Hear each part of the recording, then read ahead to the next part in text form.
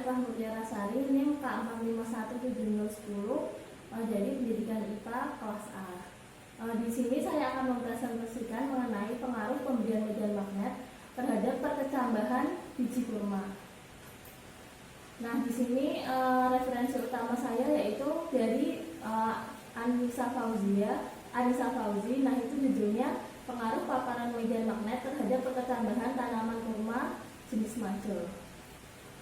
Sebelumnya, kurma merupakan salah satu buah yang sangat populer di Indonesia, khususnya pada saat haji dan Ramadan. Kenapa pada saat haji itu cukup banyak? Karena pada saat haji ada pembatasan pembawaan oleh-oleh dari Arab. Karena itu permintaan kurma banyak dari dalam negeri juga. Nah, selain itu pada saat Ramadan, karena pada saat Ramadan ada sunnah Nabi untuk memakan kurma pada saat buka puasa.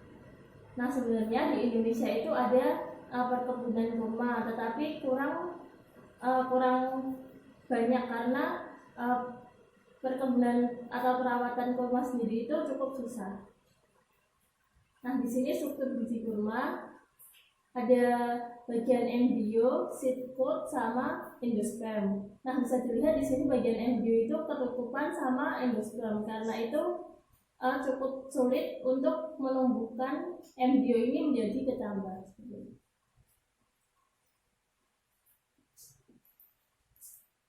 Nah, dari penelitian yang dilakukan RIMA pada tahun 2013, untuk perkecambahan kurma pada hari ke-10 itu sudah muncul bintik putih pada bagian embrio tadi. Nah, itu merupakan calon akar. Nah, setelah hari ke-40 pada bintik putih tersebut lebih besar lagi tumbuhnya menjadi bakal daun seperti itu. Pada hari 40 sudah muncul bakal daunnya.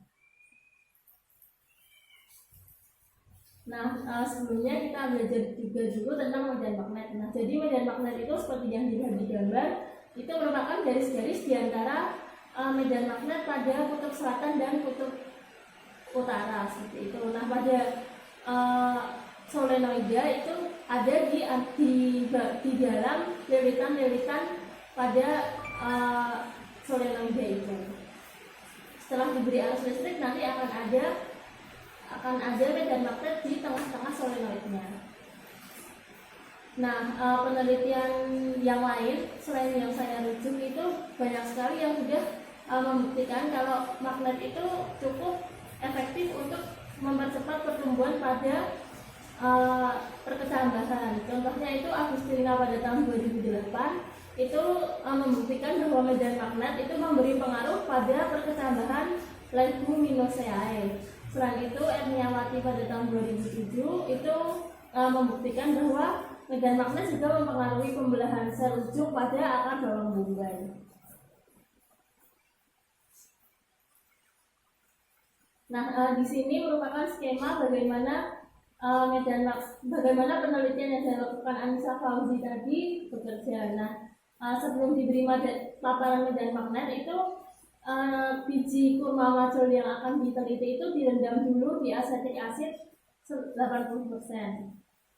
Nah, langkah-langkahnya itu yang pertama untuk memilih biji kurma majol. Sebelum dipilih sudah disterilkan tadi seperti tadi, kemudian diberi paparan medan magnet. Nah, medan magnet yang digunakan itu ada 0 mikrotesla, militesla, 0,5 militesla, 1 militesla, dan 1,5 militesla. Nah, pemberiannya itu selama 15 menit dan dilakukan ada 3 biji kurma majol.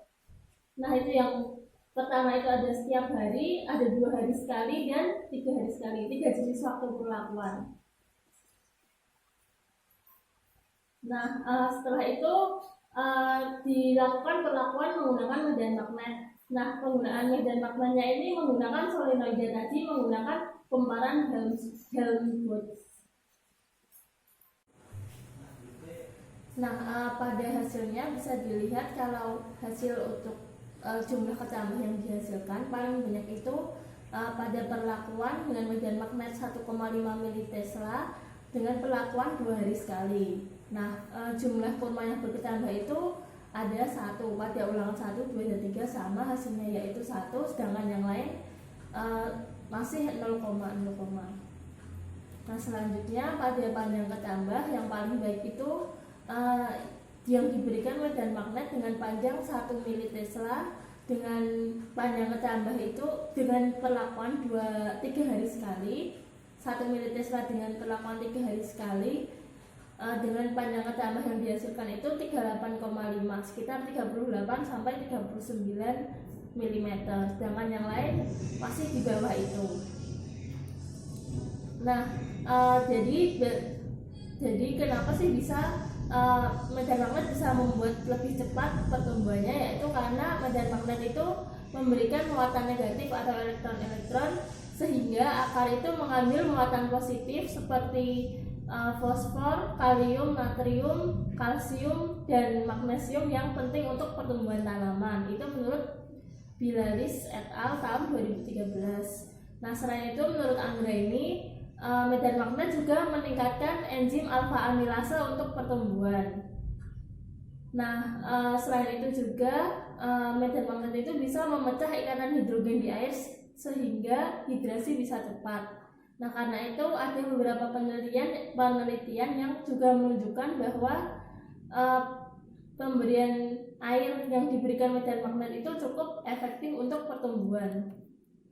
Nah, jadi kesimpulannya medan magnet itu memberikan pengaruh positif terhadap pertumbuhan dan perkembangan biji kurma. Selain itu, variasi waktu yang paling baik untuk memperbanyak kecambah kurma itu menggunakan medan magnet dengan kuat 1,5 mili Tesla dan dengan waktu pemberiannya itu 2 hari sekali selama 15 menit. Dan waktu yang baik untuk memperpanjang kecambah biji kurma itu menggunakan medan magnet 1 mili Tesla dengan waktu pemberian 3 hari sekali selama 15 menit. Sekian presentasi dari kami, kurang lebihnya mohon maaf. Wassalamualaikum warahmatullahi wabarakatuh.